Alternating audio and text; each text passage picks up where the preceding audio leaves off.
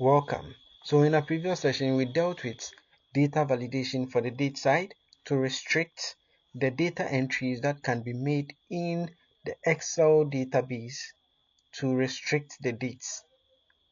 For instance, like what we did in our previous session, we restricted the dates to just 2025, which is from 1st January to 31st December of 2025. In today's session, we are going to deal with how to set a particular column to restrict it to a particular number of digits, right?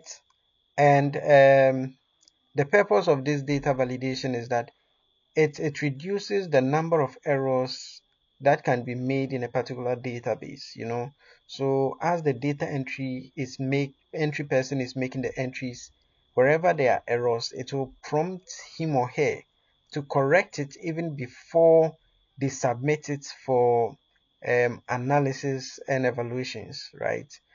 And in doing so, it reduces the time it is going to take to cleanse the data for your analysis for decision making. Okay, so in today's session, we are going to see how you can limit the entries to ensure that a particular number of digits only applies to that particular column, right? And we already know to do that, you need to go to your data and then to your data validation. But before that, you need to select the cells that you want to apply to. For instance, if you want to apply from 3 to the end, you just select your C3, press and hold Ctrl Shift and down. Once you are done, you go to your data validation. Then this time around, at the settings, we want text length, right? And then here we want equal to. So here it is asking us what should be the length of the digits that you are entering. So assuming here we are entering student ID, and then for our student IDs, it normally takes in the form of 7 digits or say 5 digits. You just make the length here, so it is 7. Then you can add your input message.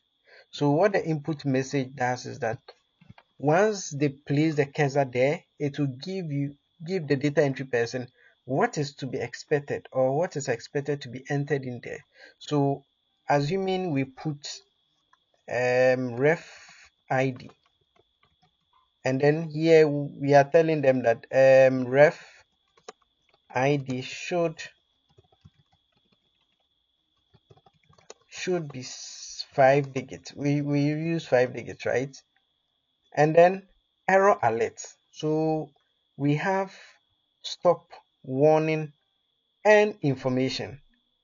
Now when you select the information, what it does is that it gives the data entry person information that you need to set up to 5 digits, but even if you do it 6, I'm just going to give you the information. Whether you correct it or not, I don't care, right? The warning tool is telling you that, hey, stop, hey, I am warning you, you need to enter 5 digits in here, right?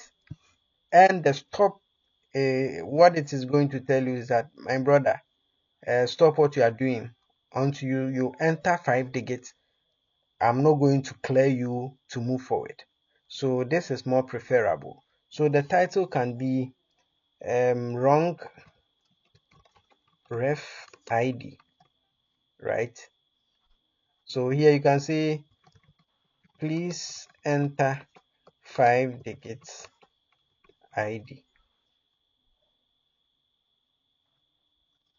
for the ref ID, right? Oh, so here 7. Then let us change it back to 5. Okay, so once you are done, you just click on OK. So you see, after we just clicked on OK, this is the information we are getting even before we make the entries. So assuming we make 3 digits, so here too, it didn't specify as to whether it should be numerical or alphabetical, right? So we can enter either numbers or even alphabets. But then the caveat is that it should be up to 5 digits. So let's assuming we are just making entries for 4. 1, 2, 3, 4. You see, this is the error message we are going to get. So here, if we cancel, it is going to clear. Let's write 5. We are good to go. Okay. So thank you very much for joining me as we go through the data validation to restrict the digits for a particular column, right? So see you in the next session where we deal with data validation for specific list. All right. Thank you very much. Don't forget to subscribe and like.